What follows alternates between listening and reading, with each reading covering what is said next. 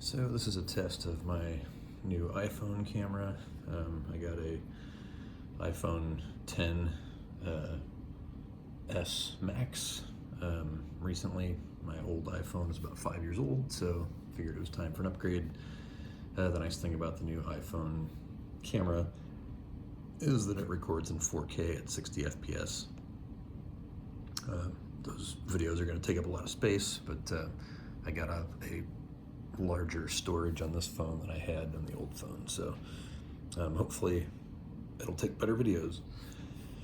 So just to sort of test it out, I am running through a commanded fire sequence in Gallipoli, 1915, Churchill's greatest gamble from GMT.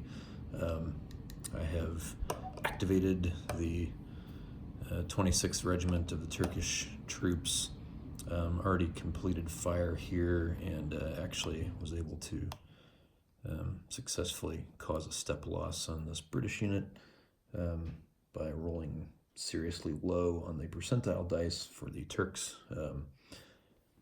because they had a very low chance of even inflicting any step loss, and I got the roll. So here there's these two picket units, one here at the old fort and another here in this Hill 141 circular trench. As far as I can tell from the rules, you cannot combine fire between different units.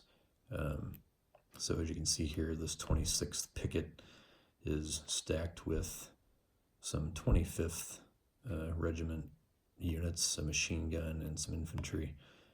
So these 26th infantry units have to fire by themselves. These are pickets, so they're each a quarter of a fire point. So they'll combine together for a half a 0.5 size units, fire unit on the fire results table. They're firing at a pretty heavily stacked pile of British troops here that are, I guess, no. So that would be firing through the back of a fire trench, and I don't believe the fire trench bonus applies there in terms of terrain. Look at the terrain chart.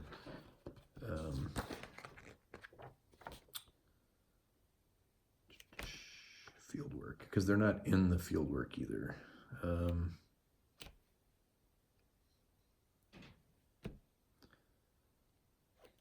Rifle steps, blah, blah, blah.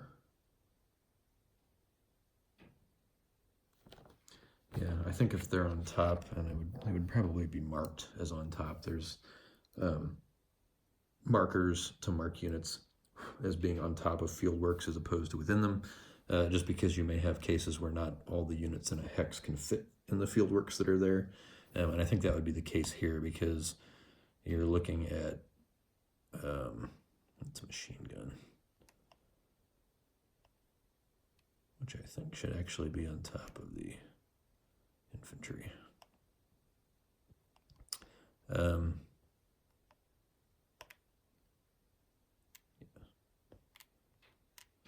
Headquarters, and then machine guns. I think that's right. Looking at the stacking rules,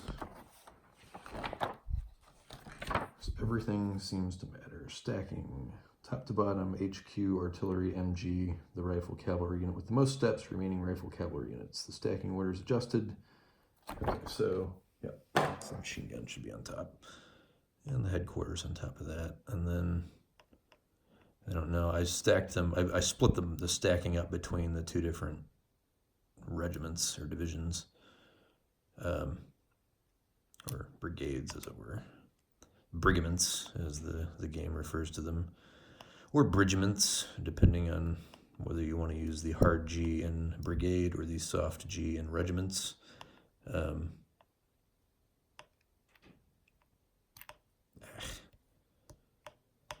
trouble even manipulating the tweezers. But you've got, in terms of steps, I think the machine guns are each a step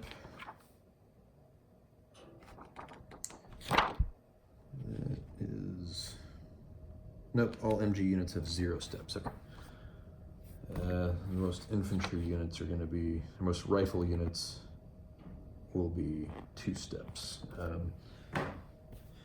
So in terms of stacking density, so these machine guns are 0, but these are 2-step units. So there's 2 steps there. Another machine gun, which is 0, 2, and 2. So that looks like 6 steps total, which on the density DRM table, you're looking at looks like a -2 for the firing, plus for each step above 5, which is 1, so it's an additional, actually no, so you're looking at 5 steps is a -3, and then an additional -1 for the 6th step, so you're looking at a total value of -4 to the fire resolution roll. But first we can walk through this fire mods table, and unfortunately I've got lighting coming from behind me, so there's throwing shadows out here. So on the fire mods table, you are looking at infantry fire here. So a ranged target is 1, so we're doing as printed. Again, there's two pickets firing at a 1/4 step each, so you're looking at a 0.5 strength total for that combined fire. So that's your fire multipliers, that's range, and firing units. Not confused. Target density DRM, that's apply from the DRM table we just looked at. Total enemy steps modified by column landing or landing from SS River Clyde. They're not doing any of those things, but they are just, so we're just looking at the total steps, which were 6. So that's where we get the -4. No artillery. Step target activity. The targets are doing nothing. They're not moving. They're not hiding. Light on. So, say we're looking at here. Your base fire DRM. So for any of these things that's going on, it's not twilight or night. There's not a partial LOS because the military crest that exists between these 2 hexes does not affect, it's not blocking terrain. So they're fine regarding that. There is plunging fire. It's going to make a -1. The plunging fire rule is that the infantry fire gets modified by, is it -1 for each range hex, where at least one firing infantry unit is 1 or more contour levels higher for each hex of range. So in this case, they're 1 hex away. The terrain differential is, the contour differential is 1, so that would be a -1 for plunging fire. Obviously that's not upwards fire. Target is not in column or changing in column. Target's not artillery. Target is infantry, and they are in scrub terrain, which you can see the little sort of grassy tufts on the hex there indicates that that's scrub terrain, which is close terrain. They're not hiding. So that's going to be a +1, which negates the plunging fire bonus. Again, I don't believe they're in a field work, but that would obviously have a significant, if they were in a fire trench, you'd be looking for infantry at a +4 if they're not hiding. If they're hiding, they can't be shot at all.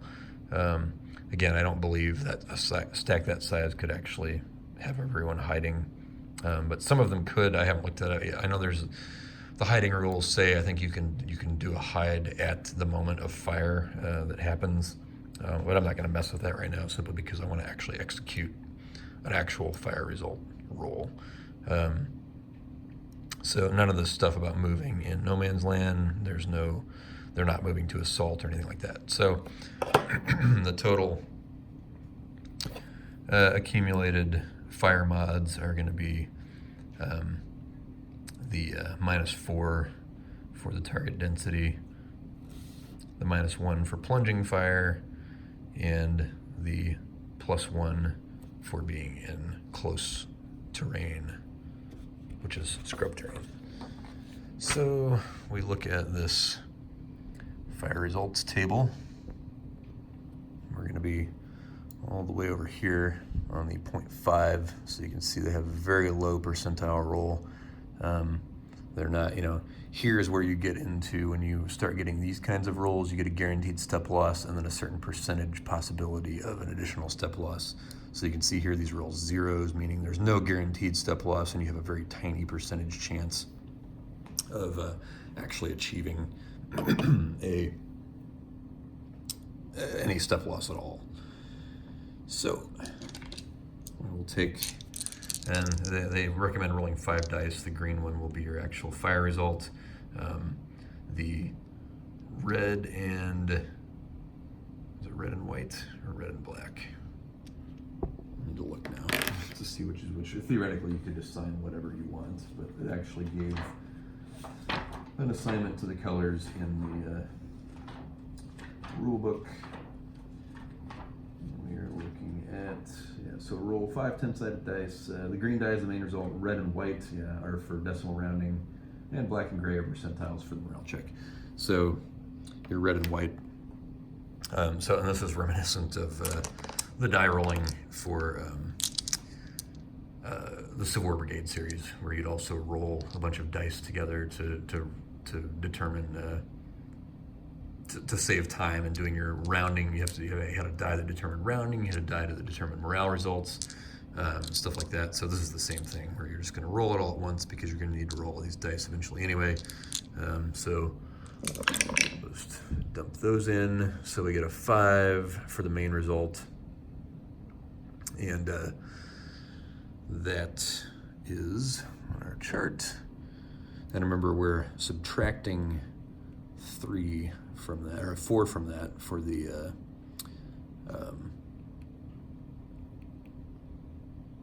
whatever it was, the density, DRM, and that gets us a 0.08. So you look at the percentile dice, and you would have to roll lower than a 8%. And what do you know? That's a 0. That's not the zeros are not 10s, they're zeros. So we roll a 0.2. The result being 0.2 means that we rolled lower than this 0.08, wherever it was right there, which means we do inflict a step loss on the British unit. So it has to happen. Infantry has to lose step losses before artillery does. So we'll take this guy on top, flip him, he takes a step loss. His morale is 70, so we need to roll lower than 70 on our gray morale dice, and we rolled a 32, so they passed their morale check. So once again, an extremely low percentage chance to inflict a step loss actually happens here. On this other unit, I rolled down here for these 2 guys earlier. This was a 1 1/4 fire opportunity. There I rolled, I think I rolled a -1, or it came out to be a -1, which was an 18% chance essentially on the percentile dice, and I rolled double zeros. So this red die is suspect. If I rolled 2 zeros on it in a row, that seems unlikely to me. Nonetheless, that's what happened. So this game, as you can see, is very, very, very detailed. And that's just fire combat. And this isn't even getting into the orders and officer points, movement, hiding, on top, us, them. You can actually have, given the close quarters fighting that happened on the Gallipoli Peninsula, and this is there you can see the whole map laid out. Units are in very close quarters, and you can have a case where units might actually assault a hex and fight to a standstill in the hex, they don't have to retreat, they can just stay there. And then you have these counters that say us, them, where you have units actually occupying the same hex, which is pretty rare in wargaming, where units are permitted, enemy units are permitted to occupy the same hex. But you can see here, instead of having a fold out card with all your charts and tables, this has 8 pages. It's an 8-page booklet of all kinds of detailed charts. There's your all-important terrain effects chart, morale check events and effects table, assault fire values, morale DRMs, which I don't believe we had any morale DRMs. We did not. The massively detailed fire mods table, assault results table, also crazy looking. Assaults are very complicated as well. But fire, just with so many factors involved, there's your opportunity fire triggers, artillery DRMs, and density DRM. All of these modifiers it starts to make you question whether such granularity, how much the added granularity actually brings to the experience of what's being simulated here. Would you get very different results if you just hand-waved a lot of this granularity away? I don't know. I haven't played enough of the game to determine how it works in that regard, and whether it's just too complicated for its own sake, or whether that complexity actually brings anything to the table.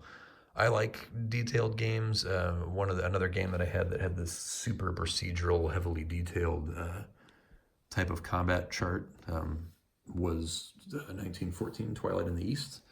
And that game I found hugely rewarding, I think, mainly from the sort of mental challenge of learning it, but also just in terms of the results that played out on the board. So will we see here those kinds of results play out, or will it just be a lot of a slow grind? You know, this is a very tiny introductory scenario with just a few units on the map. You know, how's this going to play out when you're doing that sort of super detailed firing or assaulting for, hundreds of counters that are on the map? So very complex. And again, this is just sort of a video test for my new camera. I am planning on playing larger scenarios at this, which I'll probably revisit with some video, mainly just to help keep me interested. This has been very daunting. I had it set up once earlier and didn't get around to actually playing it. So it just sort of overwhelmed me, and I just put it away and played other things. So this is a way, and then I came back to it, forced myself to set it up again and said, you know what, I can learn this. I worked my way through Twilight in the East, which also felt sort of overwhelming. So if I can do that, certainly I can do this. And I've got other goals as well. You can see over there, that would be DAC 2 or DAK 2, depending on whether you pronounce your acronyms or spell them out. So that's another ambitious goal, another one that I'll have to start slow on and work my way along. I haven't played a lot of OCS. I did play Reluctant Enemies and walked through that very nicely detailed example of play and realized, yeah, I can figure this out mechanically, but in terms of knowing what to do, when I read that detailed example of play, I was like, I wouldn't have thought to do any of the stuff that this example of play is taking for granted that you would know to do. So, but that's pretty much every war game for me. I think, oh, hey, I'll just move some guys around and, shoot some stuff, make a couple of assaults, when, you should be making all these calculations in your head and figuring stuff out ahead of time and plotting and planning, and nope, I just wing it. So I think playing this game, that's going to be a surefire recipe for disaster for the Entente. But anyway, well, I'm going to finish this intro scenario and then probably set up the next scenario recommended after that, which is Kemal's counterattack here. And I think this actually recommended that you can, here, begin with the clearing citadel bar to learn the basics of fire movement, hiding, morale, and assault. The remaining introductory scenarios provide additional practice that serve as introduction to the order system, and therefore a good choice for the second scenario. However, you could skip straight to the Anzac. The Hellas scenario can be played as part of the Peninsula scenario, the free landing scenario. Yeah, I'm likely to end in a massive Entente defeat. No way I'm doing free landing. I need to be told where to put units. So I may just jump right to the Anzac scenario after this, just to get the ball rolling. But we'll see. Anyway, I'm anxious to upload this and see how it looks on YouTube with the new camera. Thanks for watching.